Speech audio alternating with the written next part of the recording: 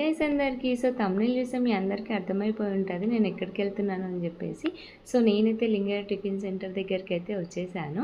రాహుల్ సిప్లిగంజ్ ఒక ఇంటర్వ్యూలో చెప్పాడనమాట ఈ టిఫిన్ సెంటర్ గురించి. ఇడ్లీ చాలా ఫేమస్, బాగుంటుంది అని చెప్పేసి. అప్పటి నుంచి వెళ్ళాలి వెళ్ళాలి అనుకున్నాను. ఫైనల్గా ఈరోజు వచ్చాను. సో ఈరోజు వచ్చి చూసి ఈ క్రౌడ్ని చూసి చాలా షాక్ అయ్యాను. టిఫిన్ సెంటర్ చాలా చిన్నది, బట్ క్రౌడ్ అయితే చాలా అంటే చాలా ఉంది. అండ్ పార్సల్స్ కూడా చాలా తీసుకెళ్తున్నారు. అండ్ అక్కడికి వెళ్ళగానే మనకు వచ్చేది టోకెన్ తీసుకొని వెయిట్ చేయాలి. సో మేము 25 మినిట్స్ వెయిట్ చేసాము.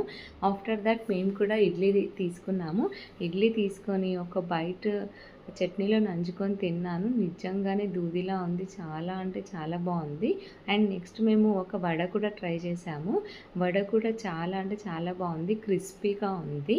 సో మీలో ఎంతమంది లింగయ్య టిఫిన్ సెంటర్కి వెళ్ళారో కమెంట్ బిలో.